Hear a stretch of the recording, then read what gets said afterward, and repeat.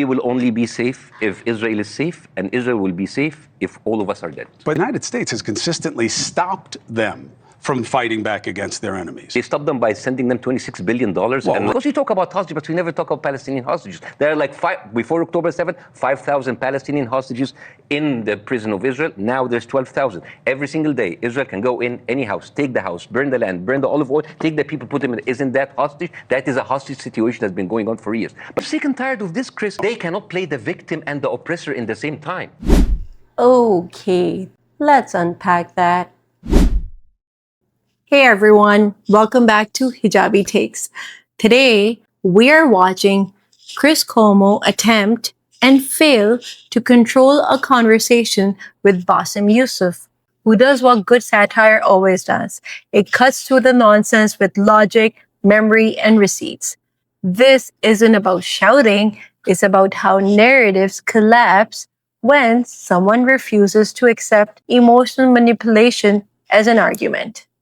Pay attention to how often numbers change, how language shifts, and how quickly context disappears when it becomes inconvenient.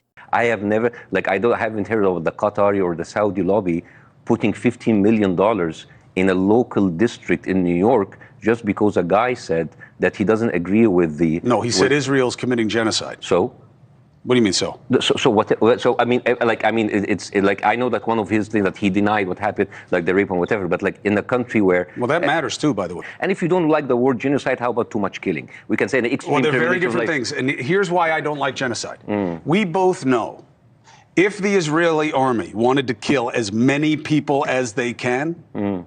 There'd be no people left there. Let's do. Here's the thing. Listen. I actually one of the things the exercise that I try to do is I try to see things from Israeli point of view. So far, 40,000 people killed. Those people have families who have children that will be alive, right? Those people, do you think they will love Israel anymore? No. So they will be hating Israel. New generation of enemies. So what should we do? Israel should kill those people too. And when Israel is comfortable enough with killing as many people and taking as much land and it's safe, you will have another problem. You'll have all of the Arab countries and the Muslim countries around. Do you think they will love Israel? No. So you eliminate and kill those countries too. And then by the time that Israel is comfortable enough with as much land and as just people that they kill, you will have a bigger problem. You have all of these white people in colleges that are against Israel. That's a lot of antisemitism. So they go and they're killed. And the thing is, we will only but be safe. But they've never acted on that instinct anywhere. We will only be safe if Israel is safe, and Israel will be safe if all of us are dead. But that's never happened. If anything, a history that Israel is struggling with right now in its relationship with the United States is that the United States has consistently stopped them from fighting back against their enemies. How can you say that they stopped them? They stopped them by sending them $26 billion and right now a quarter of our ammunition. They're slowing That's a down. Great way. They're slowing down weapons. Bassem, let's talk about the United States for a second. Yes, please. If you had American hostages, the way Hamas has the hostages, that they won't give back, even though that would be their best leverage move. Give the hostages back. Any killing that happens after that, you obviously have high ground. Bassem makes the point Cuomo keeps dodging. Even if you ignore morality entirely, the strategy is irrational. Killing tens of thousands of people doesn't create security. It creates generations of trauma and rage. That's not opinion. That's how human beings work. And notice how Cuomo wants to debate vocabulary instead of consequences. I don't like the word genocide. Okay, then pick another word. Mass killing, collective punishment, ethnic cleansing. The bodies don't care which term makes you more comfortable. Any killing that happens after that, you obviously have high ground. And say, why are you doing this? We gave you the people back. Now it must just be malice. But they're not giving them back. So basically, if they were all Americans, that place would be razed. Explain to me, like a 5-year-old who hasn't lost his limbs in Gaza yet, explain to me how... Don't make me laugh at something happened like that in Gaza. No, I'll tell you. I will give you a 5-year-old analogy. Please. Palestine is like a fishbowl. A fishbowl. It's a lot of fish. It's condensed. There's like so much fish in so little area. And And Israel is like the person over that bowl and just like crashing the bowl, killing the bowl, taking the fish anytime. Because we talk about hostages, but we never talk about Palestinian hostages. There are like before October 7th, 5,000 Palestinian hostages in the prison of Israel. Now there's 12,000. Every single day, Israel can go in any house, take the house, burn the land, burn the olive oil, take the people, put them in. Isn't that hostage? That is a hostage situation that's been going on for years. But so Israel can do anything with this fishbowl.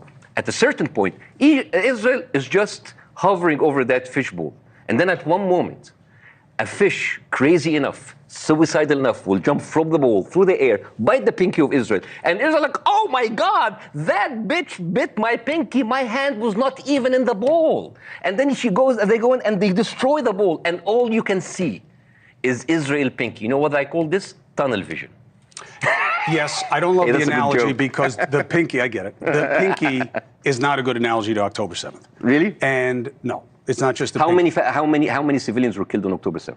For Israel, let's say it was 800. 373. Let's say it was they say it was 1,400. No. Oh, it's amazing that you mentioned the number because October 7th. Well, I didn't make it up. No. You were right. October 7th, the first number that came out was 1,400. Right. Then it was revised to 1,200. Then the final was 1,129.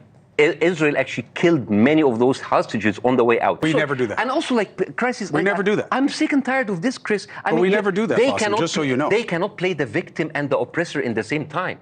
They have been crying for 8 months. I would argue that Israel is the only place that can argue both at the same time. No. They are both David and Goliath. No. They are the strongest in the region. They are also the most hunted in the region. How often is a serial killer surrounded by people who want to kill him? Really? Here is where Bassem completely dismantles the hostage argument. Cuomo speaks as if October 7th happened in a vacuum, as if hostage-taking suddenly appeared in Palestinian history. Bassem reminds him of a fact that almost never makes it to American screens.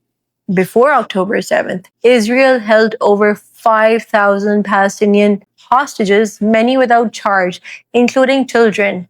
That number has since more than doubled. If armed soldiers can raid your home at night, arrest your family, detain you indefinitely, and try you in military courts, that is a hostage system. The only reason it's not called that is because Palestinians aren't allowed to define their own reality. The fishbowl analogy lands because it forces scale back into the conversation, something Cuomo keeps avoiding. Gaza isn't a battlefield. It's an enclosed, densely populated cage with no exit. When Bassem says a fish jumps out and bites a finger, he's not minimizing October 7th. He's contextualizing it. Oppression does not excuse violence, but pretending oppression doesn't exist explains nothing. Cuomo wants a clean story with heroes and villains. Bassem is insisting on reality, messy, ugly, and shaped by power imbalance. That's why it's uncomfortable. How often is a serial killer surrounded by people who want to kill him? Really? They are surrounded by people who protected him. You know, like when Iran sent the drone attacks? Where do you think the flights that actually intercept, they came from Arab countries that are friends from Israel? The biggest military power in the region is Egypt. Did you see Egypt firing a single missile towards Israel? Jordan, Saudi Arabia. Do you see? You're talking about Hezbollah and Hamas, two militant groups. You really believe that Egypt is an ally of Israel? It's not an enemy. Well, that's not the same thing. No, it's not an enemy because you're telling me everybody hunt. Are you my friend or you're not my enemy? No. You're telling me they're hunting. I don't see Israel hunting. I don't see Egypt hunting Israel or Jordan hunting not Israel. Not right now. They have in the past. So basically, and if it weren't for the United States, Israel now, would have taken out Egypt. I feel. Yeah. Well, actually, you know that Egypt takes aid from America in order for Israel, for Israel's security. You understand how much Israel is costing us? And let's talk about America again for a second. You have a joint session from Congress inviting Netanyahu, a war criminal, someone with a global approval rate what's worse than Satan. And then you bring them here. While the whole world telling you this is a war criminal, this is you have people going on pilgrimages to Tel Aviv to tell Netanyahu that we're very sorry for Biden is not supporting you enough. And who are these people loyal to? Are they loyal to the United States or are they loyal to the people who pay for their elections?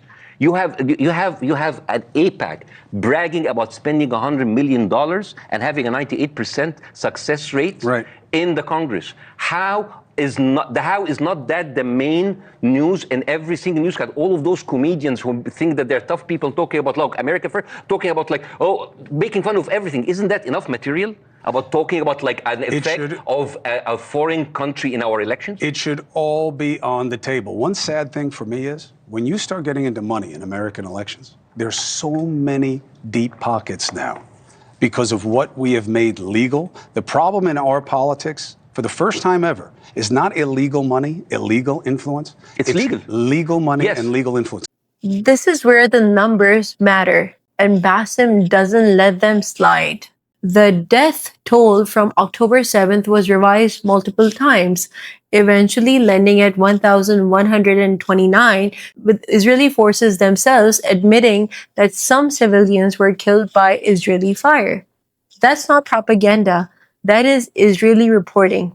Meanwhile, Gaza's death toll climbs by the tens of thousands, with entire family lines erased. And yet, Cuomo still frames Israel as both David and Goliath, simultaneously the most powerful military force in the region and the eternal victim. You don't get to be the occupier, the nuclear power, the US-backed military superpower, and still claim fragility every time accountability shows up. Doesn't happen. When Cuomo compares Israel to a serial killer surrounded by people who want to kill him, Bassem calmly flips the premise. Israel is not surrounded by enemies. It's surrounded by governments that actively protect it. Arab states intercept drones. Egypt upholds security agreements. Jordan cooperates militarily. The idea that Israel is constantly hunted is emotional mythology, not geopolitical reality. And mythology is very useful when you need endless funding, endless weapons, and endless immunity. This is where everything comes together. Bassem points out what American media refuses to center. Foreign influence in US politics is no longer illegal. It's legalized and celebrated, and AIPAC openly brags about its success rate in Congress. That's not a conspiracy. That is their own marketing. Netanyahu, a man facing corruption charges and accused of war crimes internationally, gets standing ovations while Palestinian children get mass graves? And somehow, questioning that imbalance is framed as radical. Chris Cuomo keeps trying to sound reasonable, but reason requires consistency. You can't cry about money corrupting politics and then go silent when the money comes from a foreign state. You can't demand empathy for Israeli fear while dismissing Palestinian death as unfortunate math. This conversation did not humiliate Cuomo because Bassem yelled. It humiliated him because Bassem remembered. He remembered history, numbers, power structures, and who benefits from selective outrage. So here's where I'll leave it. If this conversation challenged you, sit with that. If it clarified something, share it. And if you disagree, bring facts, not feelings, because truth does not need protection. Only lies do.